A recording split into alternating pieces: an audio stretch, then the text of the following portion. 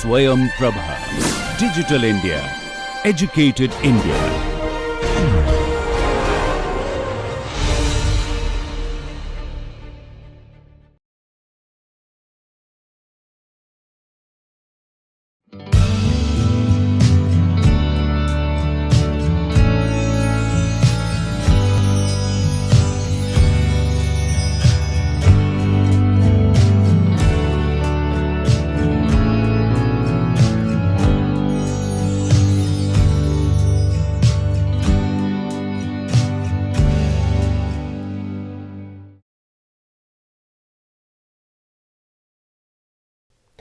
Good morning. Let us now continue our discussion of Badal Sarkar's plays. Let us now shift to the second play, which is called Bhoma, which uses very similar kind of devices, literary devices, has a similar form to the previous play we discussed in the last session, which again had, which was called Procession or Michil, and both Procession as well as Bhoma have anonymous characters in them. Like Mitchell or Procession, in this play you again have 6 actors who are anonymous. They're all wearing the same dress. The stage directions are like this. 6 actors, identical dress. They may begin with some warm-up exercises to enter into the spirit of the work. They then stand in a circle, hold hands and make eye contact with one another. Then they move and each separately trying to make eye contact with the spectators. At the end they stand in different positions. A melody of 4 descending notes. Each crouches and becomes a seed, sprouting, standing up, stretching and spreading. Trees, birds singing, wind through the leaves. 2 of the actors turn into woodcutters, felling trees with the customary heave-ho, etc., clearing the jungle, paddy fields, ploughing, sowing, harvesting, and the group forms a machine complete with the rhythms and sounds. So you get a sense that these actors are all trying to use their bodies to create a scene of agricultural labor and work, and they're all busy trying to clear the jungles, trying to cultivate paddy fields. They're sowing and harvesting and so on. Right, so you have the rhythms of agricultural work and labor being embodied in these 6 actors. So the play has very similar themes, similar to the previous play we discussed, which is again functions as a satire of corruption, of inequality, of injustice. And Badal Sarkar does this in many ways. But primarily through the very intimate connection that the actors establish through their own bodies with the audience. And again, he is making use of a all-round kind of an Angan Manch, where you have audience, the people sitting around the actors, watching them perform. And the actors assume different voices through the play, and they also become props where necessary. And the play is also called Bhoma because the Bhoma itself, like Khoka in the previous play, becomes a symbol of many things, right? Bhoma is invisible, but at the same time pervasive symbol of exploitation, of suffering, of disease, of poverty, and of the exploitation, more specifically of the rural farmers, of the peasants, right, who have soaked the soil with their own blood as they work to feed the rest of the country, right? So it really is in some sense an acknowledgement of and it's also an indictment, a satire of the exploitation of the rural masses, of the rural peasantry, as they invest their sweat and blood in trying to harvest. But of course, it's also not a romanticized picture of agricultural life, of rural life, but is also trying to expose the harsh realities of what it means to belong to a rural world, to be a debt-ridden, exploited peasant or farmer who is at the mercy of the state and the government. and and has to also bear the burden of paying taxes, right? So or is also at the burden of having to repay loans to the banks, and this is also a reality that we see even today with the large and widespread Kisan marches that we have of farmers who commit suicide because they are unable to actually repay the loans that they have been given by the banks or by the government. So this play in some sense also has a lot of contemporary significance and relevance to the present reality of the exploitation of farmers and farmer suicides. So if you look at the voices, the different 6 voices that of the actors who act in the play, they're largely anonymous voices, and you're not sure what the conversations are about generally. There is no, in fact, as Bal Sarkar himself says in the stage directions of the play, he says that I was introduced to the Sundarbans district by Tushar Kanjilal, headmaster of the Rangabelia village school. I had heard Bhoma's story from him. So this play is inspired from a character called Bhoma that the playwright Bal Sarkar knew from the Sundarban district in West Bengal, southern West Bengal. This is the kind of mangrove, deltaic plains in the mouth of where the Ganga meets the Bay of Bengal, right? But Bhoma's story is not there in this play. Seeing, feeling, and learning about our surroundings shock us, hurt us, anger us. These have come out in disjointed, dramatic pictures. Bhoma's picture was then part of those pieces. But when those pictures were strung together into a play, then somehow it was Bhoma's image which started to become the link. In the end, the play could not be called anything but Bhoma. When the pieces were being put together as a play, there were others in Shatabdi, that is Bal Sarkar's group, who had also created images out of their experience and feelings which had been incorporated in the play. In that way, Bhoma is not entirely my creation. In this play, there is no character, no story, no continuity. Whatever there is to say, the actors say directly to the audience through sounds, words, and their whole body. That was how Shatabdi staged Bhoma. The first performance was in Rangabelia village on 21st March 1976. Bhoma can be performed by 8 to 10 actors. Shatabdi used 6 actors with another 4 or 5 joining in the singing and in creating sounds. The speeches can be distributed differently in keeping with the resources and requirements of the producing group, as long as one consistently goes on searching for Bhoma, and 3, as in 1, as in the actor number 1, consistently goes on searching for Bhoma, and actor number 3 speaks of love.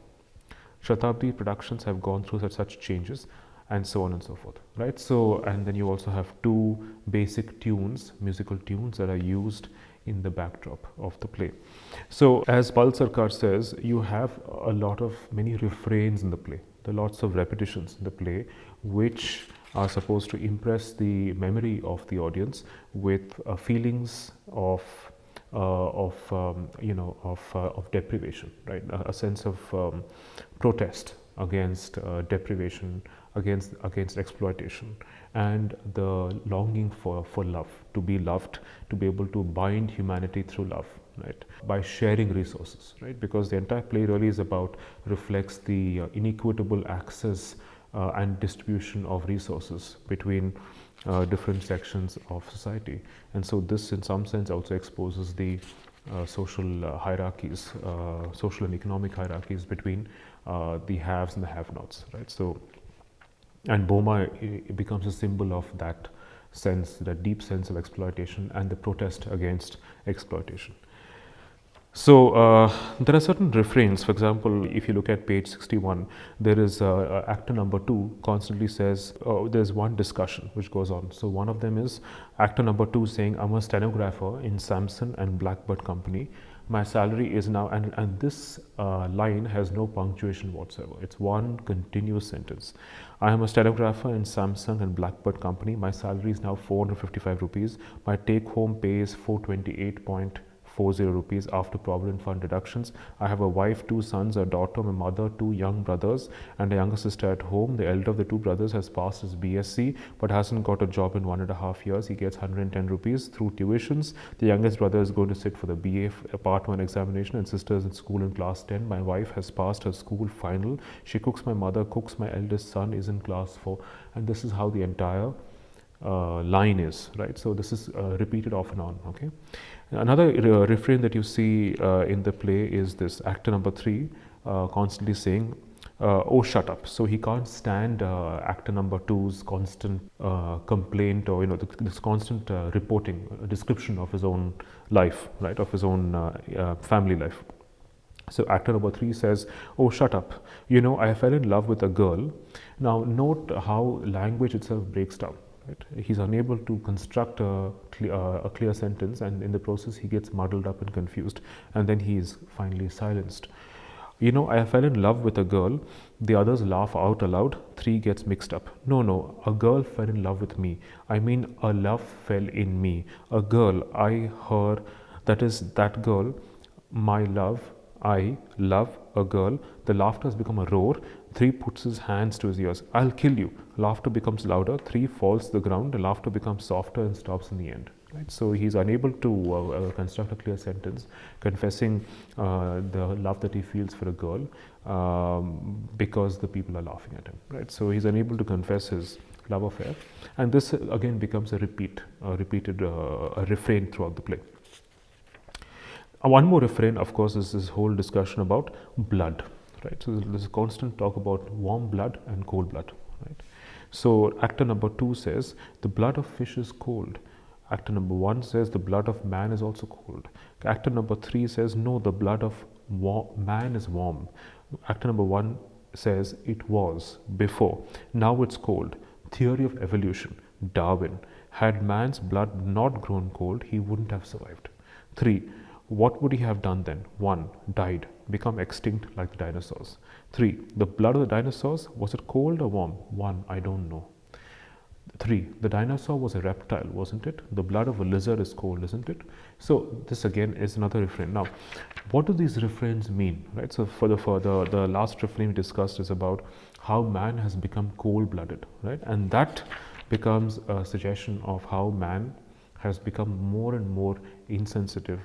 He has been desensitized to his own natural environment, right, through his own social environment. He's unable to respond anymore to the needs of others, right, the ecological system, right, the balance of nature. He seems to be primarily responsible for upsetting the balance of nature and even the balance of human life itself, right. So he has grown cold-blooded simply out of his own desire to survive. Right. So how have people become so cold-blooded that they're not able to be sensitive anymore to the needs of others? Then again, like the previous play, there's again a satire of nationalism, of the glory of the nation. Right. So what is India? What does India mean to these characters or actors? 2, 4, 5, 6 say, "See India, see India, see India." 1. India. 2. Bharatvarsha. 1. Mohenjo-daro, Ayodhya, Patliputra. 2. The city, the great city, the great city. 1. Harappa, Indraprastha, Varanasi, and 2, 4, 5, 6 say Calcutta. 1. Delhi, Bombay, Madras, and 2, 4, 5, 6 Calcutta. 1. The great city. 2, 4, 5, 6 Calcutta. Right. So the one, of course, is the harking back to the ancient past of the country, of the nation, in terms of its historical Indus Valley sites, or through the sites of its ancient kingdoms. But then there's also this other reference to the metropolitan cities, right? So the metropolitan cities like Delhi, Bombay, Madras, and Calcutta are the ones that get the maximum share of resources. They're the ones that are most powerful, right? They're the ones who have the richest of the rich. And Calcutta, of course, seems to be ambiguous because it is also, they're not able to make out whether Calcutta is a rural town or an urban city. Right? It seems to have, at least during the time when this play was performed, they're not sure whether Calcutta is a proper city or not. Right? Partly because of its power cuts, partly because of the waterlogging that happens during the rains. They're not sure whether Calcutta is a modern city or not. And what does it mean to be a part of a modern city? Then there are again certain very familiar refrains. Actor number 1 says, what is a sign of urban modernity? Right. So 2 says, Hindustan Mark II, Fiat 1500, the Maruti is coming, the small car, the people's car. Right. So there are all these new technological innovations and amenities that make a city what it is. Right. So one is the car, the people's car. One is television. One is the metro rail, flyovers, the second Hooghly Bridge, and so on. Right. So these are all signs apparently of the modern city. Now, actor number 1 says, but 75% of India's population live in villages, not in cities. 3, so what? 1, village. 3, the village, the lovely village, the charming village, the beautiful village, and so on. Right. So the exoticization of the village, as though the village were this repository of Indian culture, when actually it is not. The village is also not an innocent space of culture, right? It is already been divided by many differences, many hierarchies of caste, class, and so on, right? Then one more common refrain in the play is these actors who assume the voices of farmers who need water, land, who need money to buy water, right? To pump water from the ground. They need money to buy fertilizers. They need money to buy seeds. Right. So there's one common refrain throughout the play is the voices of the farmers, the poor farmers, who don't have any access to credit to get access to these kinds of basic resources which they need for their own life, for their own farming. Right. So act number 1 says, and acres of grey arid land. Others grey arid. 1, a handful of green boro paddy in a sea of grey soil. 4, boro paddy, what the hell's that? 1, the Ravi season paddy, when there is no rain, when the soil is dry. Then everybody is at work, movements of drawing water. 2, actor number 2, we want water, give us water. We want water, give us water. We want water, give us water. 4, plenty of water deep down in the earth, a lot of water, a lot. 5, who's going to draw it? Who will draw it? Who will draw it? Draw it. 2, we need fertilizers, give us fertilizers. We need seeds, give us seeds. We need water, give us water. We need seeds. 4, there's nothing. 1, no water, no fertilizers, no seeds, no land, no clothes, no food, no water, no work. So you notice the formulae of that Bharat Sarkar uses when it comes to folk theatre, or not folk theatre, but body-centric theatre which focuses on the actor's body. There has to be these constant repetitions, refrains, right? Then there is another scene in the play which is about the farmers. The poor farmers desperately need loans from banks in order to buy water pumps that are fueled by diesel. Right, but diesel is expensive, and they're unable to get loans to buy water pumps because they don't have any security. Right, they don't have any assets that they can give to the bank in exchange for loans. Right, so they are struggling with that also. So actor number 1, for example, says that he talks about the sorry state of farmers in the district of 24 Parganas in West Bengal. There are 250 families in the village, of which 60 families have each less than an acre of land. 90 families have no land at all. They work on other people's lands as hired laborers. They get 4 rupees a day as wages. Each of these laborers has 5, 6, 10 dependents. At 4 rupees a day, you can't afford to buy rice, wheat, yes, but not enough for chapatis. If you make a porridge of it with water and salt, it goes a long way and fills you up. If you can't get wheat flour, there's corn flour. If you can't even get hold of that, you starve. You can't always get a 4 rupees a day job, maybe at most for 100 or 125 days a year. Nowadays, thanks to tube wells and pumps to draw out groundwater for irrigation, you get some spring crops, wheat, ravi paddy. So there's some work even in April and May, but then there's no electricity. If it's a diesel pump, diesel is expensive and you don't get it always. You don't get fertilizers. The price of fertilizers has doubled. Urea used to be 1 rupee 15 paise per kg at the control rate. Now it's 1 rupee 95 paise per kg. Then Again, actor number 1 says, please, please, I haven't finished my story yet. There is no electricity, but there are the poles and wires all these 3 years. Now the poles have come loose. The wires are used as clothes lines by the villagers. If we get electricity, if the canals are dredged, if we have more tube wells, only 3 million rupees, then the whole of the Simulpur Anchal, all the 3,000 acres of land will yield gold. The second Hooghly Bridge, actor number 2 says, the second Hooghly Bridge, when shall we have it? Actor 3, the stadium, when shall we have it? Actor 4, the metro rail, when shall we have it? Actor 1, listen, you get 7 quintals of the old kharif per acre if you depend on the rain alone. So one crop a year yields only 7 quintals per acre. While the high yield paddy, wheat and vegetables, 3 crops a year, the same plot of land yields 4 times as much of it if there's water. That's only 3 million rupees. Actor 2, the second Hooghly Bridge, only 600 million rupees. Actor 3, digging in Calcutta for better streets and better sewers, only 2,000 million rupees spent so far. Actor 4, the metro rail will cost only 3,000 million rupees. Actor number 1, only 3 million. I've calculated it. Only 3 million for the Simulpur Anchal. So there's this constant refrain asking that, imagining that they only need 3 million rupees to be able to buy diesel pumps that will help them pump water from the ground, right? If they have 3 million rupees, right, they only need in just about enough, it'll be enough to get electricity to dredge the canals, right? And if they have more tube wells, then they hope that the entire district of Simulpur will yield crops, will yield a lot of food grains, right? And that is their dream, right?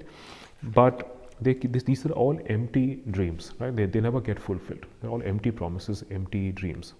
They're just these elusive promises the government makes to the farmers and peasantry, but that never happens. While the city seems to be spending a lot more money on its technology in terms of the Hooghly Bridge or the metro rail, but they're not willing to spend even half the amount for agriculture and for the survival of the rural masses. Then when some of the poor farmers go to, not poor farmers, but the manufacturers of the parts of this diesel pump, when they go to ask for a loan from the bank wants to first know what security, what assets they have that they can give to the bank in exchange for the loan. Actor number 4 says, sir, can we get some loan from your bank? 5, how much? 4, say 20,000. 5, and who are you? 4, Mahamaya Engineering Company. Sir, Belilius Road, Howrah. 5, what do you manufacture? 4, we make diesel pump sets, sir. Sambird. 5 horsepower. 5, angrily, but that's made by Samson and Blackbird Company. 4, yes sir, it's sold by Samson and Blackbird Company. We supply them. 5, parts. 4, oh no sir, not just parts. We assemble the whole set. We even stick their nameplate for them. We even prepare the specification literature for them and supply it printed and ready. 236, Sambird. 1, diesel pump set. 236, Sambird. 1, 4,625 rupees only. The machine starts again. 4, we get 2,500 from them. Even that is not paid in cash. They pay us only after sets are sold. So we are always short of capital to make new sets. That's why we need this loan, sir. 5, the bank interest rate is 14% now. 4, we know it's 14%, sir. That's why we ask for it. We don't get it below 35% from the private money lenders. What are your assets? 5 asks. 4 says, assets, sir? Well, the factory shed is there. 5, how big? 4, 1100 square feet, sir. 5, your own or rented? 4, there's a 20 years lease on the land, sir, but the shed is ours. 5, how many workers? 4, we have 28 working now, including the unskilled labor. And so on and so forth, right? So they need a loan from the bank because they don't have enough capital. They don't have enough money. They don't get enough money from the sale of these pump sets because they're not paid in cash. They're only paid in cash after the pump sets are sold to the farmers. So they're always short of capital, which is why they need a loan. But then the bank is not willing to give them money without securities or assets. 5 asks, the banker asks, in that case, what will be the security here? 4 says we will repay the 6,000 from the 20,000 of that the loan we get and get the shed back for you, sir. With the remaining 14,000, we shall meet the new order we've already got. In the meantime, we are sure to get the 17,000 they owe us for old consignments. 5. Nothing doing. 4. Sir. 5. You can't have it without security. Get the shed back first. If everything else is satisfactory, you can get up to 10,000 on it. They're not able to get a loan from the bank, right? And finally, the machine itself seems to break down, right? So the banker says, if we give you a loan without any security, the bank will have to be closed. What about that? Again, picks up the phone, speaks, hello, Mukherjee, 1,30,000 at 12% to Samsung and Blackbird Company. Yes. Puts down the phone, then announces Sambird diesel pump set. Power unlimited, crops unlimited, unlimited water the lowest cost. The farmer's friend Sambird. In the meantime, 4 comes and puts his hand to the machine. It breaks down. 4 also breaks down beside it. A tune 2. 1 and 2 get up slowly, eyes closed, palms touching belly, moving slowly to a common rhythm. Okay, so the machine itself breaks down towards the end. Earlier of blood. So actor number 1 says, my heart bleeds. Can a drop of it germinate even a prickly thorn on this earth? 2. This earth has sucked up so much blood already, hasn't it? 1. Yes, hollow earth, deep down. Drop by drop this blood has seeped through and gathered in a subterranean reservoir. 2. From deep down the earth comes the water which turns a small patch of the vast grey wasteland into green in April. 1. Water from deep down the underworld. 2. Who draws it up? 5. Sambird. 2. Does the summer crop grow in blood? 1. Drops of blood trickle down the golden ears of corn. 2. Golden corn, that's what you see only through train windows and so on. Then look at the plight of poorer farmers who don't have enough land to cultivate crops. They are poor. 1 asks, is that your own pump set? 2. Good heavens, no sir. Where could I get it? I have only 1 acre of land, sir, and that to mortgage the moneylender. What can I get bank loan on? Remember, the loans that these farmers get from moneylenders have a much higher rate of interest of 35%. Number 1 says, who's the pump set then? 2. Gadai Mitters. He doesn't have much land this side, so he sells water. 1. What's the price hike? 2. This year it's risen to 7 rupees per hour. Till last year we got it for 5. For poor people like us, it's crazy to cultivate paddy in the dry season. You can call it beggars craving to ride horses. Say I have hardly an acre and it's going to cost me at least 1,200 rupees for water alone. On top of that, there are fertilizers, pesticides. But then with good luck, if there's not much trouble with pests, with your good wishes, sir, it's not going to be too bad.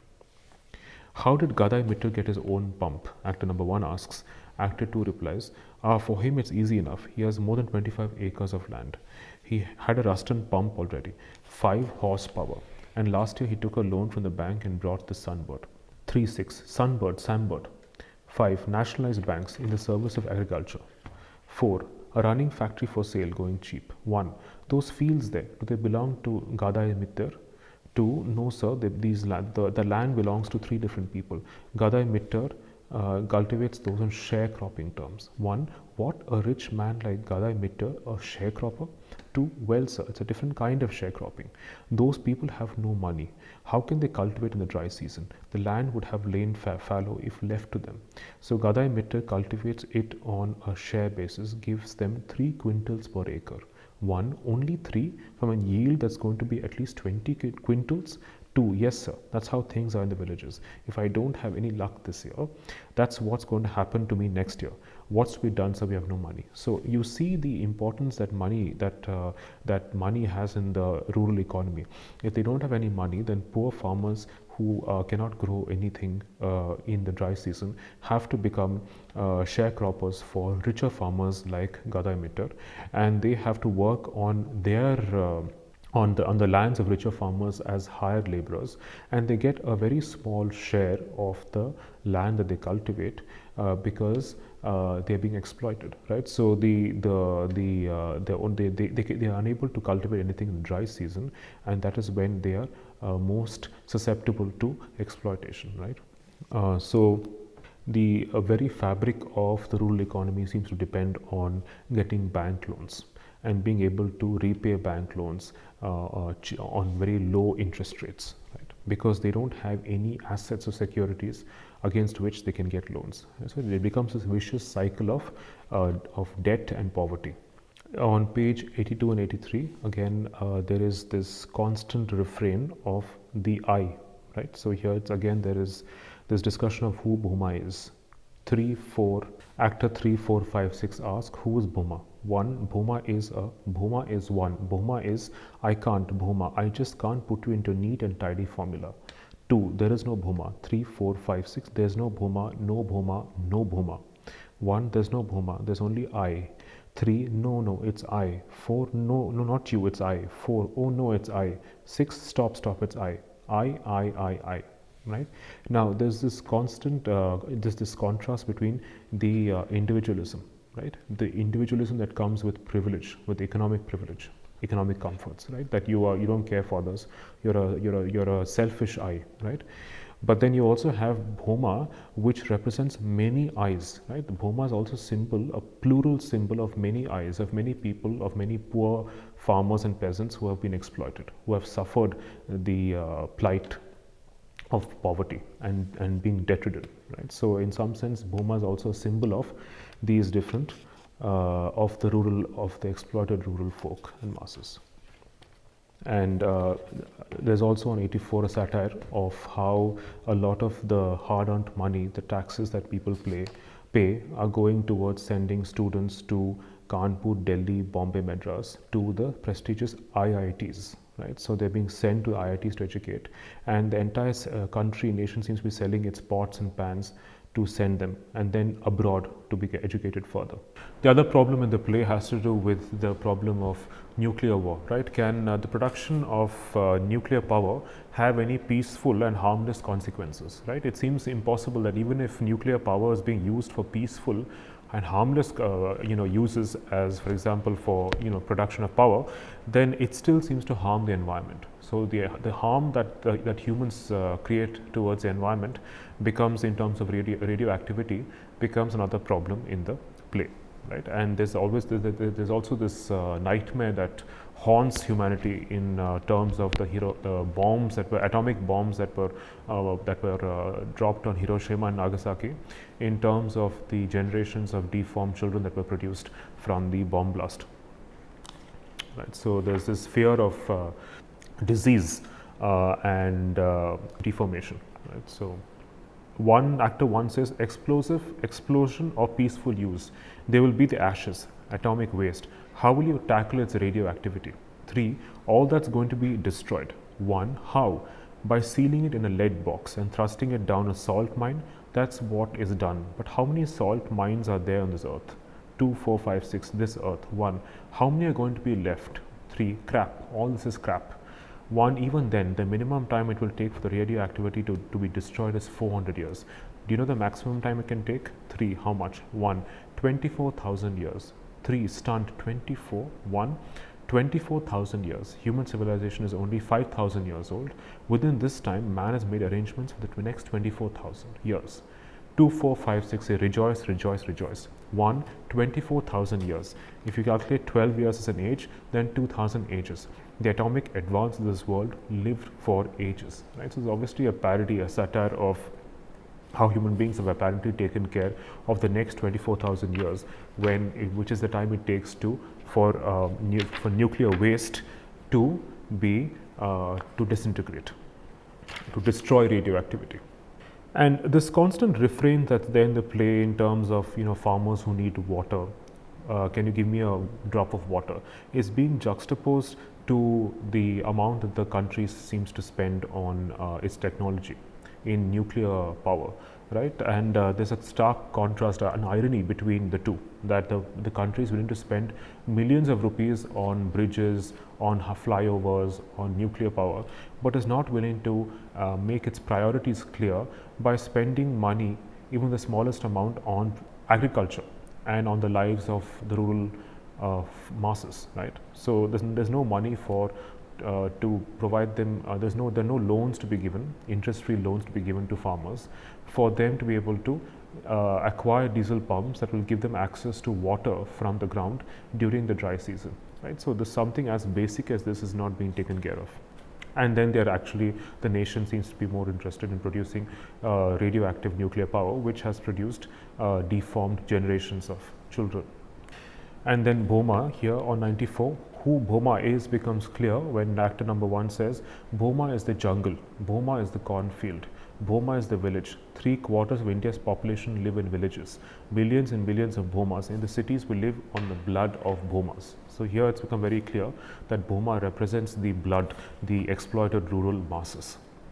And of course, the play ends with the actual Bhoma that Bal Sarkar had heard about, the Bhoma from the Sundarban. And again, the play ends on this note of how the Sundarban, a natural landscape of mangroves, is being destroyed in the human desire to further expand the cultivation of their lands, the cultivable land, right? So many forests are being destroyed. Animals like the tigers and the snakes and crocodiles are being destroyed. Their habitat is being ruined. And there are people who live in the Sundarban who are also being trapped between the expansionism of urban modernity, of the urban modern world, of urban modernism, of technology, and on the one hand, and on the other hand, they're also the victims of tigers and crocodiles. So you're talking about a section of people who live in indigenous communities who live in the Sundarban, who are constantly being displaced and exploited by human civilization, but also by the animals that they cohabit with, right? Actor number 1 says, no, not any longer.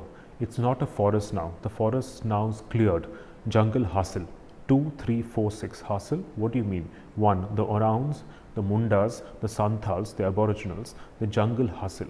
The forests cleared. The forests cleared to make way for Abad, for cultivation. 2, 3, 4, 6 ask Abad, what's that? So that is the cultivation, the chopping of trees, the deforestation of the land, and the clearing of the land for cultivation. Bhoma. Who's Bhoma? Bhoma's hungry. Bhoma wants rice, sir. Ask them to make it for him. Who's Bhoma? Bhoma. Who's that? Bhoma. Bhoma of the Sundarbans. Who's Bhoma? Bhoma. Who's that? When Bhoma was 16, he came to clear the forest. Father, mother, and 2 kid brothers. The jungle of the Sundarbans. Let the rice cook, sir. Bhoma will rest. The jungle hasil, the Sundarbans. The principal speaker today is Dr. Sarbhanga Sundar Sundaraya, Chief Planning Advisor, Sundarban Planning Commission. When Bhoma was 20, the tree that he could fell alone in 3 hours, 2 men couldn't work a whole day through. Right? So Bhoma is that man from the Sundarbans who is again one of those many endangered indigenous populations whose habitat is being threatened by urban society. Now, Bhoma is also someone who has left the Sundarban in search of education, in search of jobs, has come back to Sundarbans, and is also again responsible for the clearing of the forest for the purposes of cultivation. So Bhoma represents many things, right? It also represents the transitions that certain populations make from their indigenous habitats to cities, the migrations that happen, the displacements that happen, the exploitation of these displaced populations, the aspirations of young men and women who come from these populations, from these regions of the world to cities in search of employment and education.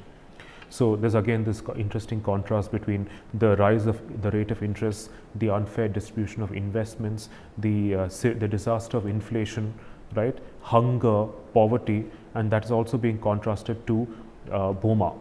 Bhoma's mother died of snake bite. His father was dragged away by a crocodile before his very eyes.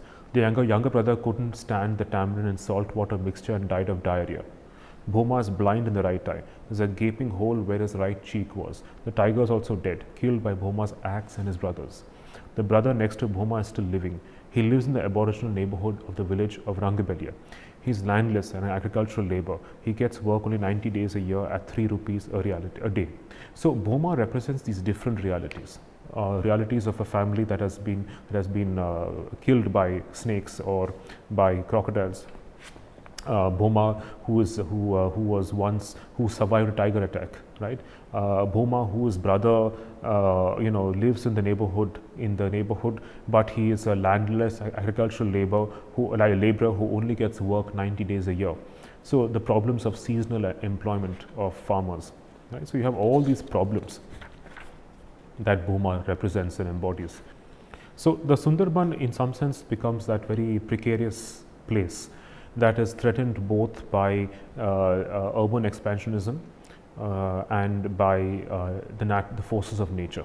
Right, so the land is gone, the crops are gone. There's salt water. Remember, it's all salt water, so you can't cultivate too much when you have salt water. When you have the water of the Bay of Bengal moving into the river and spreading into these different islands, you have salt water. The land is gone, the crops are gone, homes are gone. 3 says an acre of my land was eaten away by the Vidya river 3 years ago. 4, but we have to pay revenue still on that piece of land. 2, and we will have to go on paying till the next government survey. 3, my land was eaten away by the Vidya river. So look at the plight of these indigenous communities who are threatened by natural calamities, by the shifting course of the river, by the problems of brackish salt water on which they can't cultivate anything, and on the other hand they are forced to repay the loans that they owe the government, right? So they have all these problems, right? So play does a very sensitive job of exposing the social realities of endangered, displaced communities like them that are always on the verge of bankruptcy, of debt, of death, right? Both by natural forces and diseases. Actor 1 asks, no wait, we can't really just tell now whether man's blood is cold or warm. Not yet, perhaps. No, it's again getting confused, becoming a tangle, a mess. Who is Bhoma? An aboriginal barbarian woodcutter? Why should I bother with, why should we go to him? And 5, Bhoma wants to eat, sir, eat rice. 1, how can you eat Bhoma? If you eat rice, we won't get our delicious biryanis. A queer picture for 1 rupee, a picture for 10 rupees, pictures for 10, 20, 100 rupees. We have brought up your blood with these pictures, Bhoma. We have brought up the rice and taken it away from your mouth. No, wait a minute. Again, everything is becoming confused. Then actor 1, this earth belongs to everybody, all of us, doesn't it, Bhoma? You wielded your axe, killed tigers, got mauled by the tiger, so that you could dig some rice out from the niggardly fist of this earth. Didn't you, Bhoma? This earth? This earth. Yes, this earth. This earth belongs to all of us, doesn't it, Bhoma? If we all of us could work our hardest to make everything we need, and then all of us shared all we produced, then that queer picture that lets us buy up your blood to drink, the picture that you don't have and therefore can't get your rice, if we could destroy forever that queer, obscure, obscene picture, I can't explain it, Bhoma. I can only understand if you don't rise up with your axe, the forest of poisonous trees will never be cleared. My Abad, our Abad, the Abad is in a splendor of gold and green, the Abad of our dreams. Bhoma, Bhoma, Bhoma. Right? So here Abad also acquires the connotation of being clear. What are you clearing? You're clearing not just the land, you're also clearing the very notion of private property, right? Yes, I mean it's exactly that if the earth belonged to all of us, if we shared all our resources, if we shared all that we produced, then there would be no room for competition, right? For rivalry, for individualism. There would be no room for hierarchies, right? So the play actually seems to end on that very socialist and communist note, right? 1 says, hungry, hungry. Bhoma lies almost lifeless with hunger. Bhoma the beggar, his axe is rusty. All around there grows a jungle of poisonous weeds and parasites. Poison. There's the smell of poison in the air. There's the taste of Bhoma's blood on the tongue. We drink Bhoma's blood and laugh and play. There's blood dripping down the sides of our mouths. Dripping, dripping. The poisonous plants are growing, growing. My blood, man's blood, becomes cold, cold, cold. But Bhoma is there. I know Bhoma is there. I know that's why I have dreams. Dreams. Bhoma has risen. Bhoma has risen. He has taken up his dusty axe. He's grinding it, sharpening it. There are forests all around him. There's the forest in Bhoma's eyes. Bhoma's grip becomes stronger. The vice of the grip presses hard on the handle of the axe. The torn eye lights up with the fire that killed the tiger. Bhoma is rising. We are rising. The forest, the forest, the forest of poison trees. Pick up your axe, Bhoma. It's too heavy. I can't pick it up. You pick it up, Bhoma. Come on, hit it. Heave ho.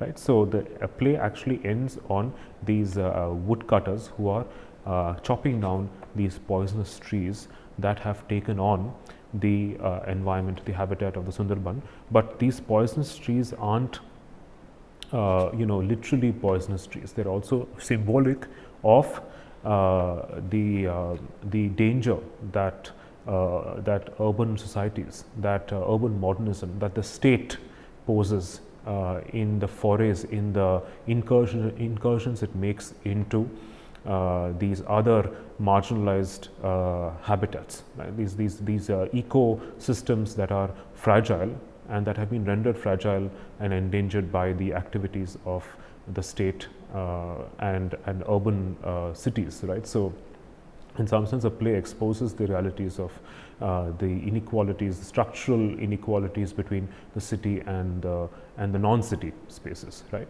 And the Bhoma becomes a symbol of just that, of exploitation, of poverty.